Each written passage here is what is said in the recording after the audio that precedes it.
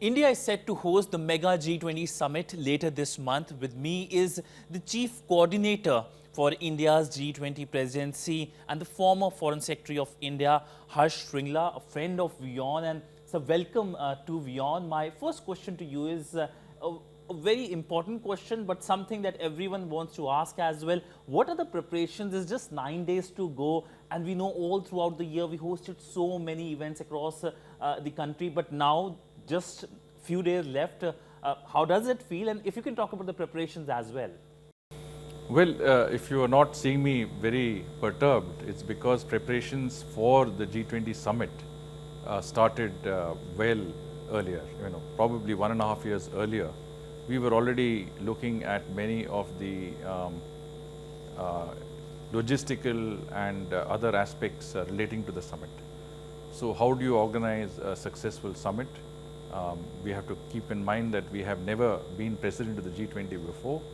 This is the first time in our history that we would receive such a large number of heads of state and government of such important and influential global players. So how do we prepare for that situation? How do we prepare to ensure that the arrangements for such a critical event are not only conducive but of the best possible manner. So these arrangements, as I said, have been made well on time. Right now we're looking at some of the finishing touches. There has also been a great deal of coordination. It's been a whole of government approach. In many senses it's involved a whole of society approach. We've been fortunate to get guidance from the Prime Minister himself. Many of the ministers have been very directly hands-on involved. I know about External Affairs Minister, who's taken very active interest. But we have a coordination committee headed by the Principal Secretary.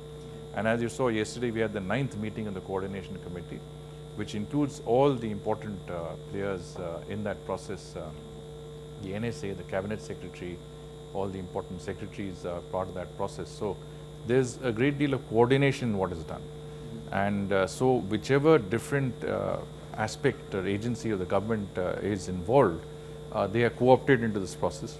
And so when it comes to decision making and implementation of those decisions, it's a very well coordinated process. And so I think we are well placed today as the summit will take place in less than a week's time from now. I think we are very confident that we have the means to achieve a very, very successful, sort of impeccable, as the Prime Minister describes, an impeccable and uniquely Indian presidency and presidency summit.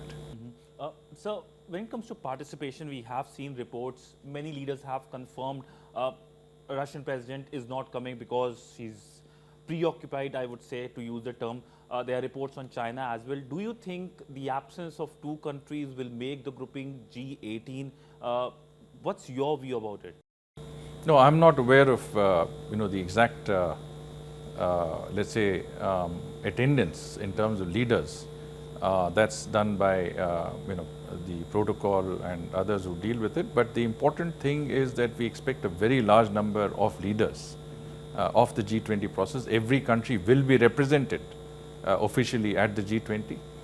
And we will have not only, as I said, our G20 partners, we will also have invitee countries that we have extended invitations to, especially to attend the G20.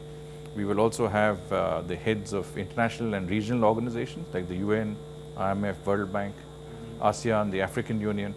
So it will be a very broadly representative group, and I can assure you that every organization and every country will be represented. So you mentioned about African Union. Now this is looking like a big substantive outcome from India's G20 presidency. How do you see India's focus essentially being putting Africa at the high table, where we have seen at various organizations, including the UNSC, the absence of Africa? Well, we have always maintained that for global governance and for international organizations to be successful in fulfilling their mandate, they must be broadly representative of the realities of the 21st century.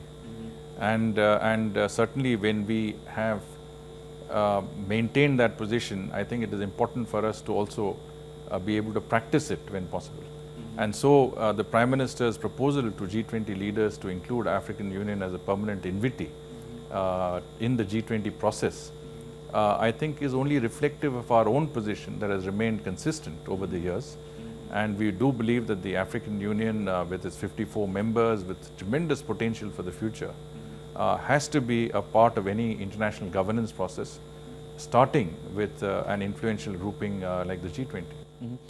So you must be part of so many conversations all throughout the year. What kind of conversation you saw, given that there are 20, in fact more than 20 countries and multilateral organizations involved? There must be consensus on several topics India must have proposed. There must be some challenges as well. If you can talk about, if you can sum it up and describe how difficult these conversations are. Well, I think the G20 Sherpa has already spoken of this issue. He is leading the negotiation process. For any process that involves consensus, it means that every member within that group has to agree to any initiative that is taken.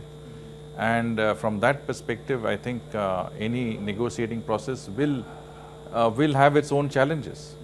But I think from that perspective, I also understand that we have had singular success in terms of the outreach and in terms of the ability to garner the necessary support for the document, which is really the outcome of negotiations and discussions and deliberations over almost a year. And are you hopeful of a joint statement? Because we spoke to the Indonesian ambassador, for example, we spoke, given that they were just before us, and they said that at the end they got the joint statement, while they were not very successful when it comes to ministerial meeting. So is India hopeful that there will be a joint statement? I see absolutely no reason to speculate on that. I think we will definitely have an outcome document. And we have, as I said, had excellent discussions over the course of the last 9 or 10 months with our G20 partners. There are a lot of substantive outcomes that are there in that document. Essentially, the world is looking at the G20 to provide solutions to global challenges under India's presidency. And the G20 is one of the few groupings that can contribute in a very concrete manner towards global macroeconomic and financial stability. So the G20 has to rise up to the task, and I have no doubt that each and every of the G20 member states understand this, understand the importance of the G20 providing a strong and coherent message to the rest of the world, but in alleviating the global situation and contributing to that process. Global South is another topic that India has been focusing on. How does India brings the voice of the Global South at this high table? India hosted that mega summit as well. How does that summit feeds into India's presidency and the summit which India will be hosting in the next few days? So, India has always, I think, given high importance to our partners in the Global South. It is in that context that the Prime Minister reached out to leaders of the developing world. 125 countries joined us in what we call the Voice of Global South Summit, and this was held well before we took on our presidency, so that we could get the views, concerns and expectations of our partners in the Global South and factor those in, internalize those in our deliberations under our G20 presidency. And I think that was a very useful exercise, because it enabled us to understand the concerns that were there within the Global South, which were quite considerable, as you can imagine, in today's situation, which is post the COVID-19 pandemic, in the context of the current geopolitical tensions that prevail. Developing countries are feeling the brunt of many of those situations, and they clearly had their own concerns which they voiced to us. And if you look at our broad priorities under our presidency, whether it is the process of providing momentum to the SDG process, whether it is in terms of encouraging digital transformations through digital public infrastructure, whether it's strengthening multilateral development banks, whether it is in fostering accelerated, sustainable and inclusive growth, or whether it is in terms of a green development pact, in terms of the lifestyle for environment, in terms of circular economy, in terms of energy transitions, and women-led development. I think these are the priorities that really are those of the global south. And so that imprint, I think, will be very strong. And I think undoubtedly, when we have an outcome, it would be very clear that the G20 members, whether developed countries or the largest emerging economies, have all been of one mind that we must work towards the global common good, and the G20 must contribute towards a human-centric globalization. So India has also invited 9 countries. These are countries like UAE, Singapore. There are African countries as well. I think this is the first time that so many African countries will be present at the high table. So if you can give perhaps a rationale or an idea, or what was the idea to get these specific countries when it comes to India hosting the G20 summit? Well, you see, I mean, every president of the G20 has the prerogative to invite a certain number of countries to attend that process. And we have obviously focused on some of our partners. We have Bangladesh from our immediate neighborhood. We have Mauritius from another neighbor of ours in the Indian Ocean. We have had, as you say, the largest representation from Africa, whether it's Nigeria, Egypt, Comoros, South Africa.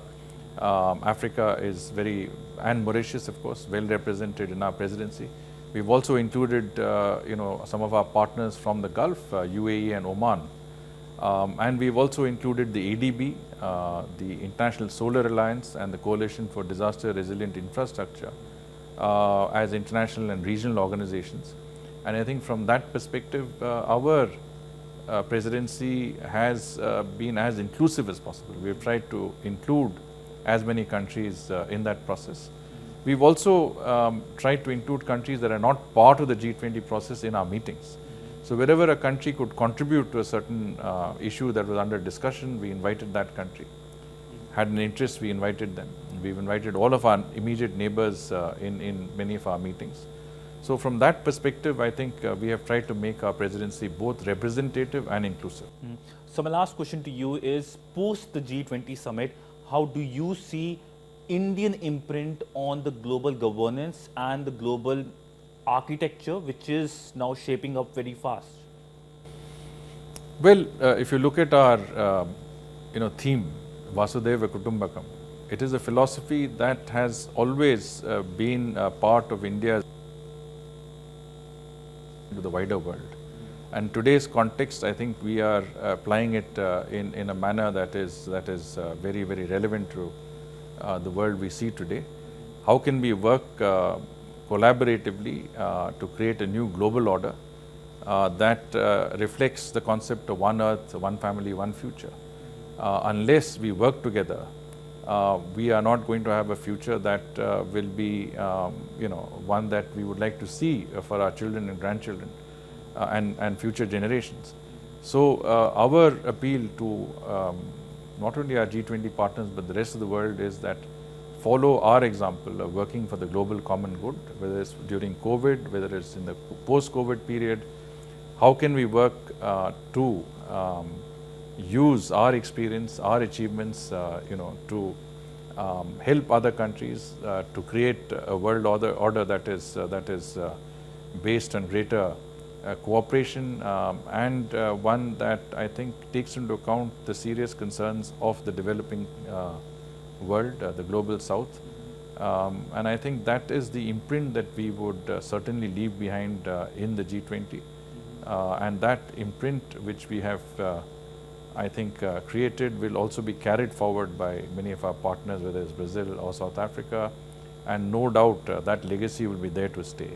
India's initiatives on the global high table, whether it is the concept of Vasudhaiva Kutumbakam, the larger philosophy, whether it's in the concept of Maharishi, which is millets and ancient grains, whether it's in the concept of lifestyle for environment and sustainable development, whether it is in the concept of disaster relief reduction or Startup 20, or even collaboration on the cyber security level, chief scientists, etc. Whatever contributions we have made in this endeavor will remain and will continue. And I think it will indeed be a legacy that will benefit all of mankind. Well, thank you so much, sir, for speaking to WION just ahead of the big summit, a summit which is being closely watched, not only in the region, but beyond as well. Thank you so much, sir. Thank you, Sidhant. Thanks, sir.